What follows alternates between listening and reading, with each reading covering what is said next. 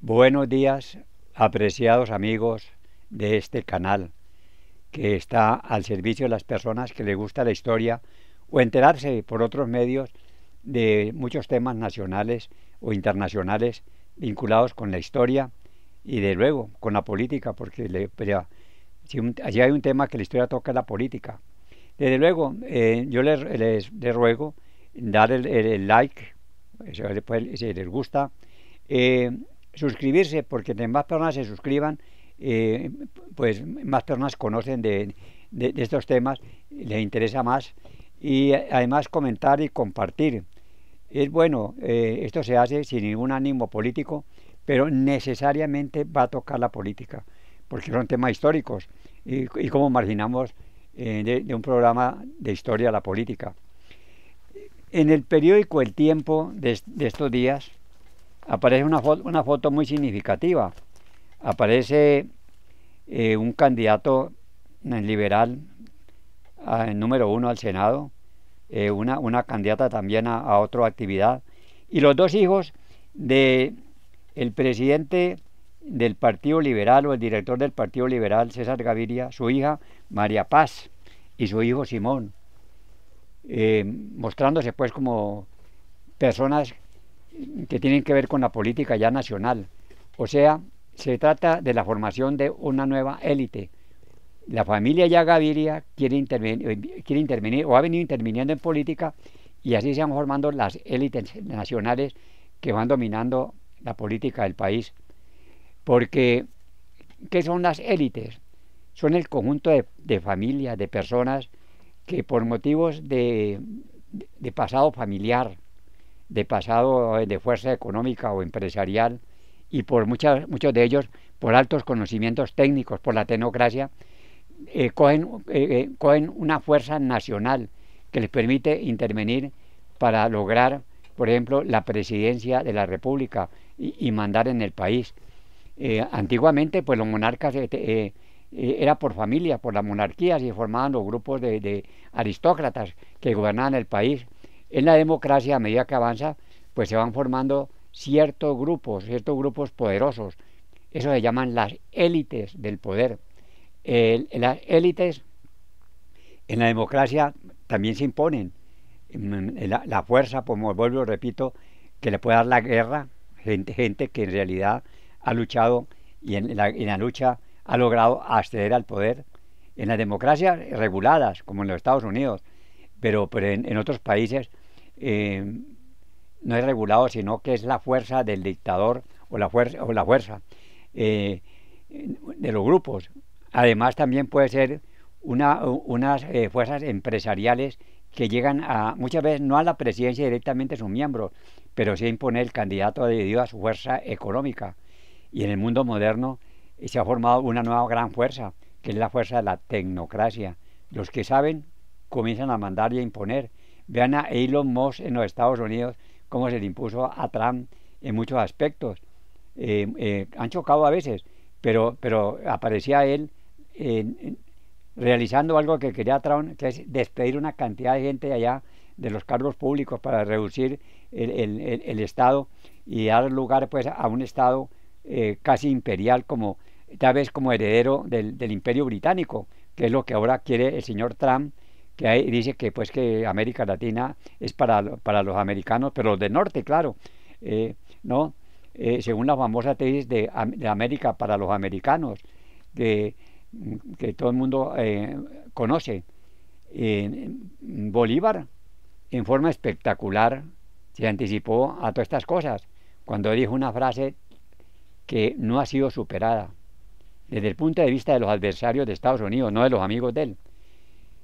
Los Estados Unidos parecen destinados por la providencia para plagar de miseria a la América en nombre de la libertad. Una frase tremenda del libertador Bolívar.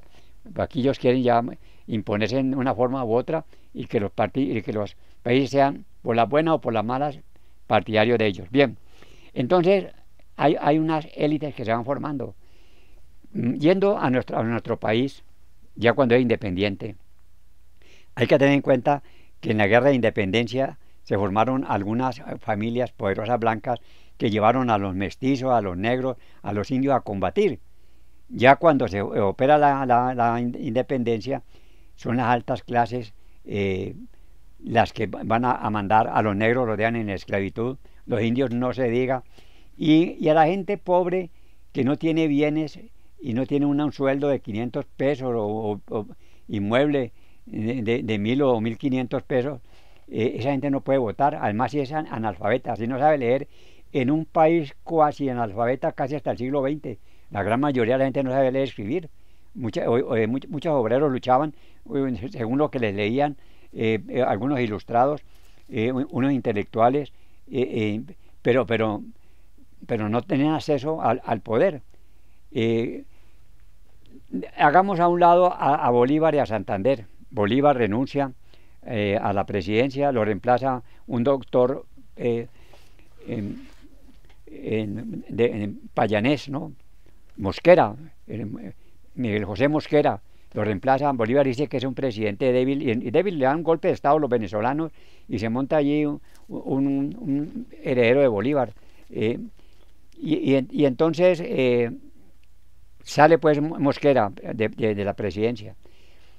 Y luego, cuando regresa a Santander, trae el Partido Liberal, pero claro está, eso era selecto. Santander, tan liberal, la esclavitud siguió. Y viene sabido que él quería que lo sucediera en la presidencia el general José María Obando, un candidato malo en ese momento, le imputaban el crimen de Sucre, y se le enfrentó a aquel con quien tuvo un lío de faldas, porque un día Santander quejó de su amada, Nicolás Ibáñez, encontró allá al abogado, no sabe cómo lo encontró, si la estaba besando o apenas estaba sentado. Él lo encuelló y lo iba a botar por una ventana, pero doña Nicolás Ibáñez, una mujer de mucha temple, lo detuvo. Y entonces el abogado salió y también Santander salió, y se acabó ese romance de Santander con esa dama. Ese es el rival de Santander. Se le presenta en contra de Obando, y muchos grupos enemigos de Santander se unen y sale electo José Ignacio de Márquez. Él pudo haber hecho una familia presidencial. Tuvo un hijo por allá que anduvo bastante, pero no avanzó mucho. En todo caso, comienza allí las presidencias. ¿Quién van a ser presidentes? Como dos militares amigos de Bolívar, siendo que esos grupos de Santander eran enemigos, como amigos de Bolívar, apoyaron al nuevo presidente, al doctor José Ignacio de Márquez. Derrotaron a Obando de los Supremos, que eran gente que quería dominar el país en las provincias, despedazar a la antigua Colombia, a la Gran Colombia, y ya la Nueva Granada, despedazarla. Pero estos militares, llamados Pedro Alcántara Herrán, héroe en Junín y Ayacucho, y Tomás Cipriano de Mosquera, hermano del presidente que tumbaron, célebre porque fue un militar también en favor de Bolívar, quería mucho a Bolívar y lo apoyaba. Entonces, aspiraron a la presidencia primero, y estaban unidos, porque en Colombia se han formando hasta dinastías y familias unidas. Pero Alcántara Herrán, que era más joven que Tomás Cipriano, se casó con la hija de Mosquera. Entonces, el yerno primero, 1841-1845. O sea, pues ahí introdujo la familia Mosquera Herrán.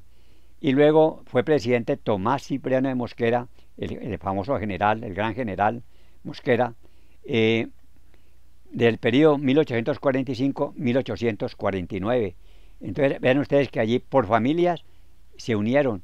Una de las formas que la gente que manda, las élites, los que están encima, tienen vínculos, porque es necesario que haya un vínculo, una relación, una gran relación. Si no hay relaciones, se fracasan los que aspiran a ascender, como en la vida real. La gente asciende muchas veces porque pudo hacer un bachillerato, ir a una universidad, y eso le permite subir.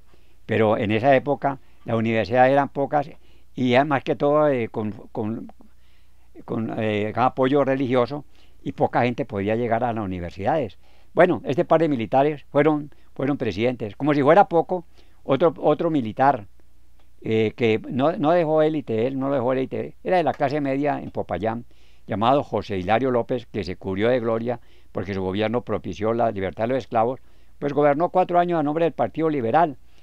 Y luego vino un hombre que sí era popular, pero estaba entroncado con la dinastía Mosquera, que llamaba José María Obando, que era hijo de doña Dionisia Mosquera y Figueroa, que tuvo una hija extramatrimonial, y ella se casó por allá en el Cauca, y tuvo un joven, pues que en el fondo era también Mosquera, pero la familia Obando lo adoptó en Popayán, y todo el mundo en Popayán sabía que ese muchacho era vinculado con Mosquera. Y ese muchacho que fue rebelde y tremendo, y a quien acusan más tarde de haber asesinado a Sucre, pues se enfrenta a su pariente Mosquera.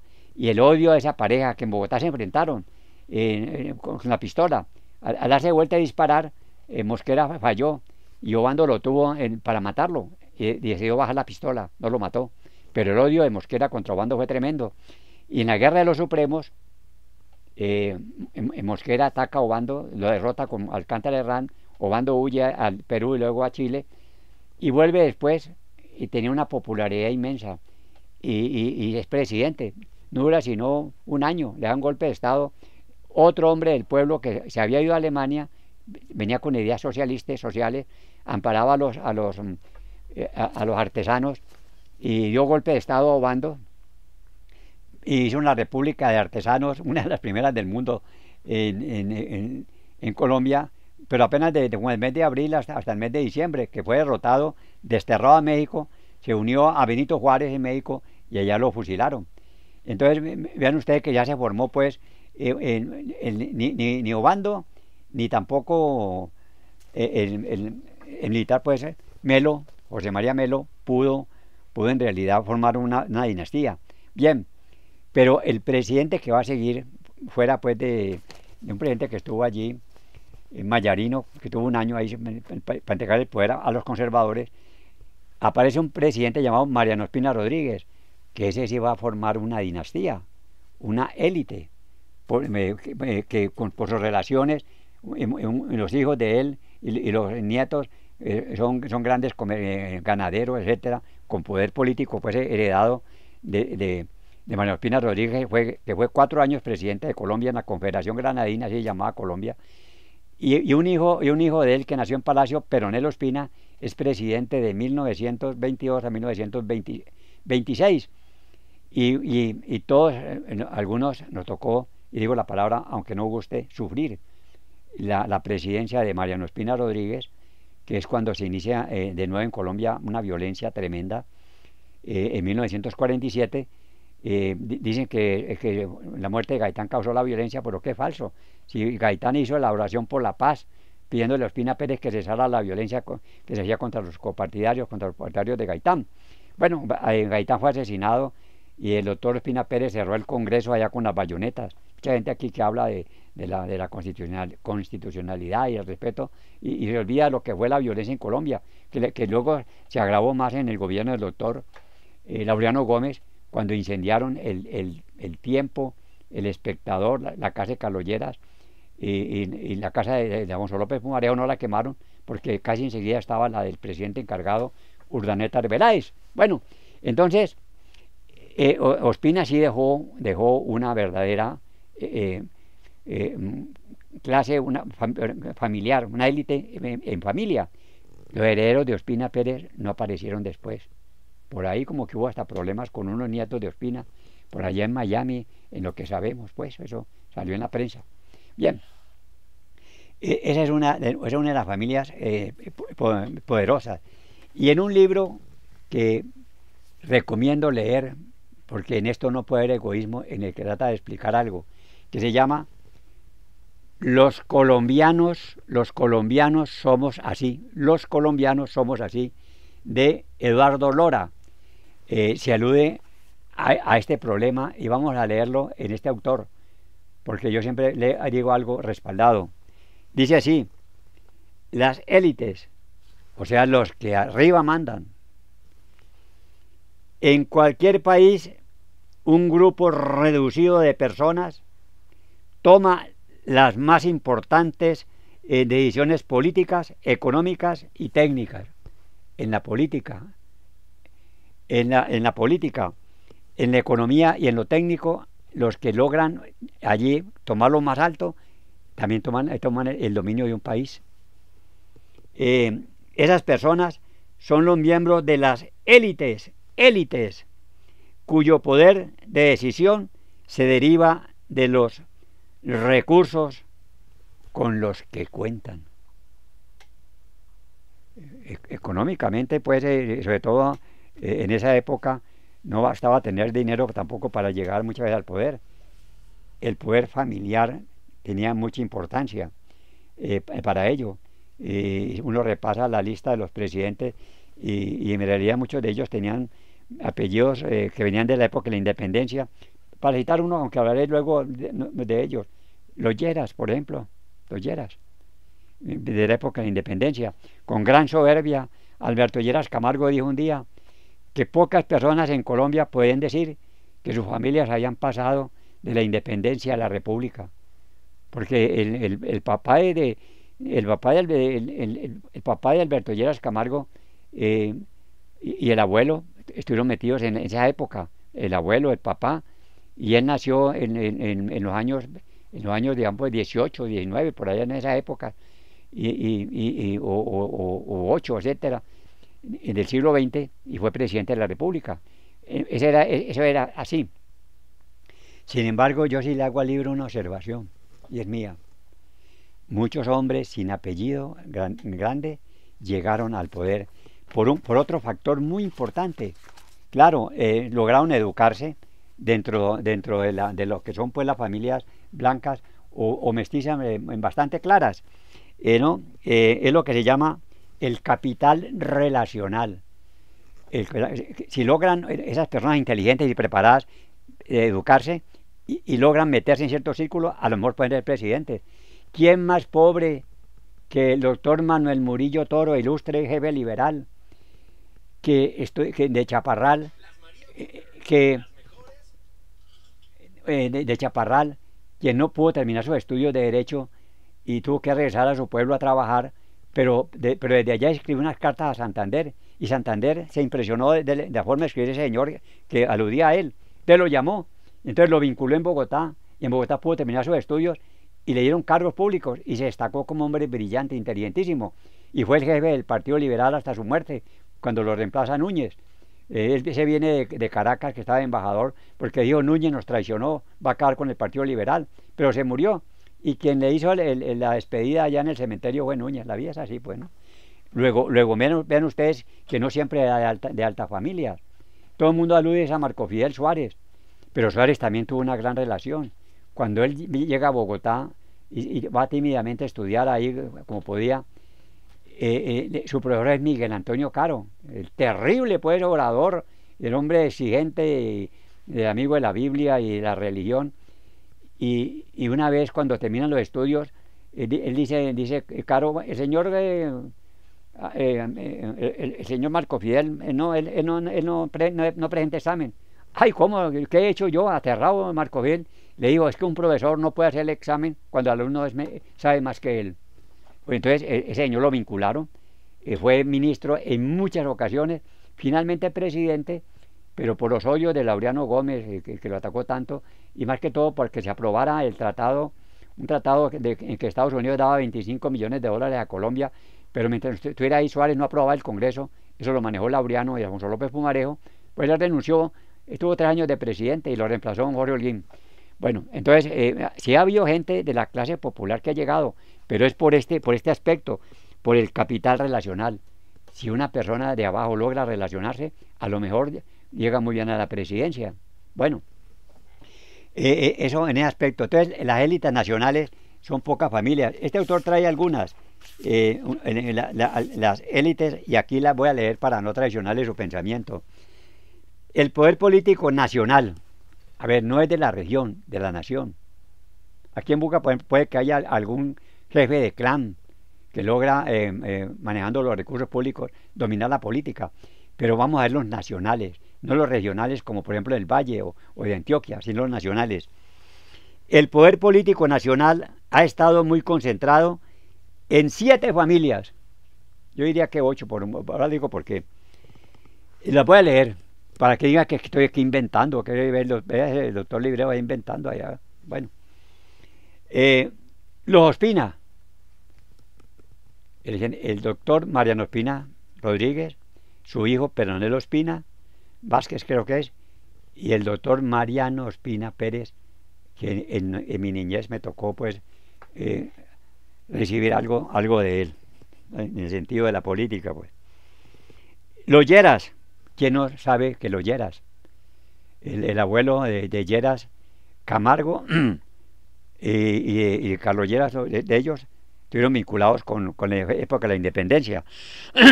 Había un Lleras que era el sacamicas del general Santander y hacía escritos, y fue el encargado de echar a Manuelita Sáenz, ¿no? Fue un político de muchos años de influencia en Colombia. Está también Lleras Camargo, que gobernó de 1945 a 1946, reemplazando a López Pumarejo, que tuvo que renunciar. Y luego Lleras Camargo vuelve y ya lleva el voto de la mujer de 1958 a 1962. Vean ustedes pues, no ha vuelto a haber un Lleras ahí, porque el último que ha intentado eso es el doctor Germán Vargas Lleras, por el lado de Lleras Restrepo. No ha cuajado su candidatura, más bien como arrogante, como antipático, no ha podido cuajar en Vargas Lleras, y últimamente querían meterlo de candidato. Él como que estaba enfermo, en realidad era un hombre brillante, desde luego, ha estado enfermo, le trabajó a Santos lo metió de ministro de Obras Públicas, como que era, para que se promocionara como presidente, pero eso no cuajó, saben que eso no cuajó la vez pasada. Recuerden el golpe que le dio a una persona, un guardia, eso le causó problemas, ¿no? Y ahora la enfermedad que estuvo en Estados Unidos enfermo, no ha podido, pero ese era el candidato, yo creo, de las élites colombianas, que no ha podido cuajar, y él como que no lo va a hacer ni tampoco va a encabezar el Senado. Hay que estar atento en estas cuestiones. Los Lleras, los López, hombre, ven ustedes que familias en Colombia, no de alto coturno, de gente que trabajaba ahí como al virrey. Bueno, tenía su relación el tipo, aprendería. El tatarabuelo de López era un sastre, que le hacía los sastres al virrey y que vestía muy bien, y eso lo heredó Alfonso López Pumarejo, el nieto o bisnieto. Se vestía muy bien y con vestidos de terciopelo y relojes con oro y cadenas. Y el hijo de él, llamaba Ambrosio, un muchacho muy inteligente, combativo, que quería sobresalir. Él fue decisivo para que José Hilario López fuera presidente, porque él armó a los artesanos que votaron por López, por José Hilario López, en el siglo XIX. Pero él más tarde peleó con los mismos liberales y se salió del Partido Liberal. Pero él tuvo un hijo, un hijo, Pedro A. López, que ese sí estudió y salió muy bueno para las matemáticas, y se radicó en Honda, y ahí nació su hijo, que ya sí se entrocó con familias importantes. El hijo de Pedro A. López, que fue banquero, es Alfonso López Pumarejo, de la familia Pumarejo, potente en la costa. Entonces ya la relación subió mucho más. Y claro, López en Bogotá tuvo su banco que al final se quebró, y López tuvo que dedicarse a la política. Él estudiaba en Londres. Pero entonces viene usted, el gobierno de López Pumarejo es considerado el mejor gobierno del siglo XX por lo menos. Trató de modernizar a Colombia con una oposición parecida a la que le han hecho al doctor Petro. La gente dice que no, pero es parecida. El escritor, que es el abuelo del que escribe en el Tiempo, Lozano, se unió a los agricultores porque pues él buscaba la reforma para que los campesinos no siguieran atados a la tierra, que les pagaran bien, que los campesinos que cultivaban la tierra se las dejaran, porque era que los terratenientes, que fueron los que mandaron en el siglo XIX, los militares eran terratenientes casi todos, los terratenientes que todavía siguen mandando en el país en cierta forma, es lo más atrasado, digamos, en materia política. Los terratenientes no dejaban que eso prosperara, y al fin pues López terminó, pero Eduardo Santos echó atrás esas reformas prácticamente de López, y cuando López volvió y vio al hijo también enredado en negocios ahí, la Handel, etcétera, que todo el mundo sabe lo que es la Handel, López tuvo que retirarse y quedó Lleras Camargo, y los conservadores unidos derrotaron a la dupla Turbay Gaitán, como todo el mundo sabe, y se vino la violencia. Bueno, eso los López han mandado. Los Pastrana también llegaron al poder. Dicen que a costa de un fraude que hubo contra Rojas Pinilla. En esa época se dijo que el pueblo votó de día y el gobierno votó de noche. Bueno, y fue elegido Pastrana esos 4 años, que para él fueron buenos, a pesar de ello, porque se acabó el Frente Nacional y se iban a enfrentar los partidos con candidato propio, ya no, no alternación, y entonces los partidos lo manejaron con suavidad. Pero yo particularmente vi en Buga, allí en el Café Canaima o encima, al doctor López Muarejo, perdón, López Milquensen, el hijo López Milquensen, atacando a Pastrana, que dijo que entonces él iba a votar era por Gómez Hurtado. Esta política es saber pues lo que ha ocurrido. Y claro, se enfrentaron López. Aquí sí hubo una exposición de lo que es la oligarquía familiar, la élite. Se enfrentaron López Miquelsen, hijo de presidentes, Álvaro Gómez Hurtado, hijo de presidente, y María Eugenia Correa, hija de uno que fue presidente. En realidad lo nombraron conforme a una asamblea. Luego dijeron que era mero dictador, porque fue el error de querer seguir de presidente. Tres hijos de gente que manejó el país se enfrentaron ahí. Ganó López Miquelsen, que poco pudo hacer, porque lo obligaron a que siguiera también con la mitad conservadora. Bueno, y, y hay otro hijo del pueblo espectacular, Belisario Betancur, a quien le echaron de la universidad, dormía hasta en los parques.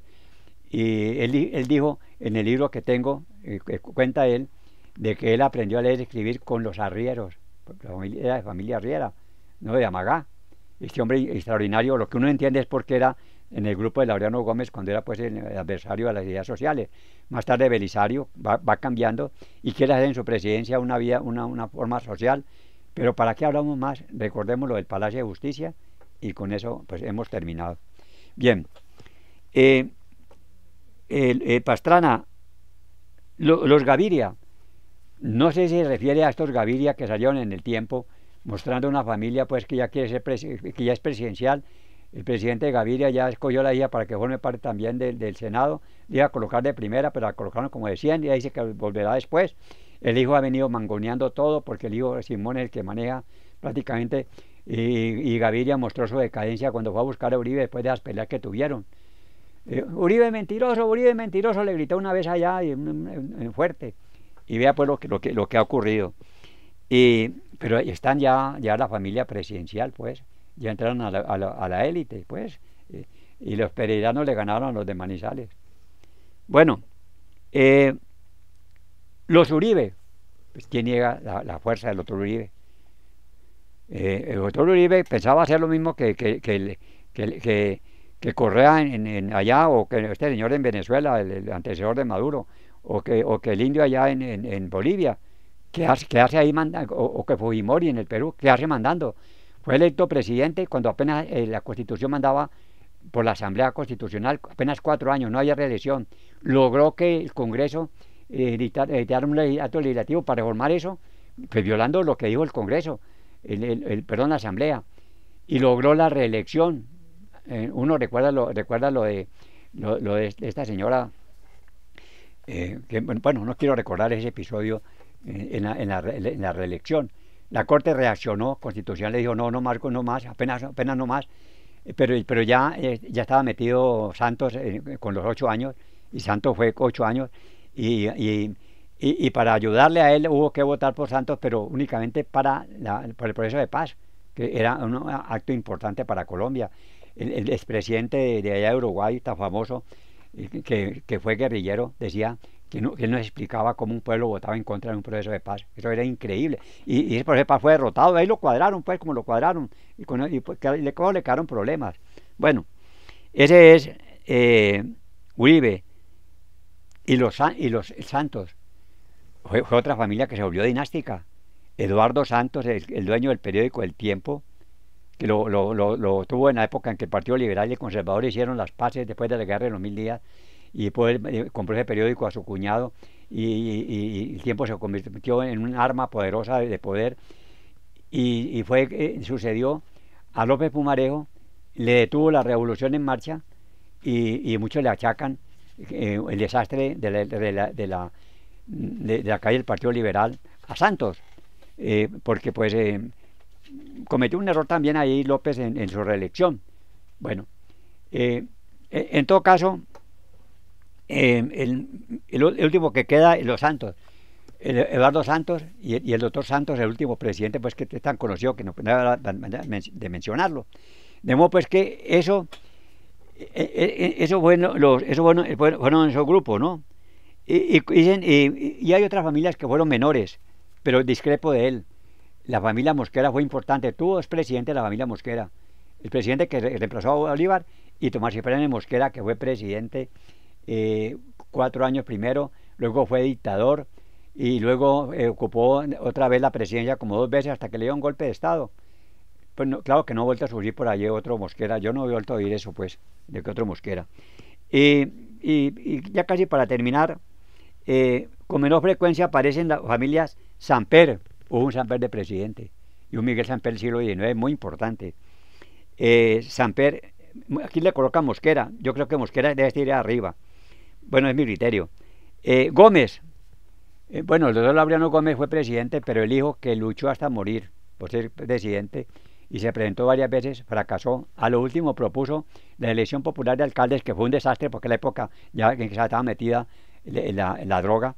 Entonces muchos funcionarios quedaron en poder de esos varones de la droga, muchos alcaldes y personeros y todas las personas, todas las cosas, pues. Eso fue un desastre. Peñalosa, que acaba de vetar a Abelardo del Espriella, porque dice que toda persona requiere una hoja de vida importante y que el Espriella no la tiene, porque él asesoraba a enemigos de Colombia. Eso dice. Ya saben ustedes cuáles son los grandes enemigos de Colombia. Bueno, eso no tengo yo necesidad de decirlo. Rojas, pues Rojas Pinilla tuvo su presidencia o dictadura y a su hija candidata también. Lara, bueno, Lara menos. Valencia sí tuvo, pues ya está en subírsele, porque Valencia tuvo un presidente. El gran poeta Valencia 2 veces intentó la presidencia y no pudo.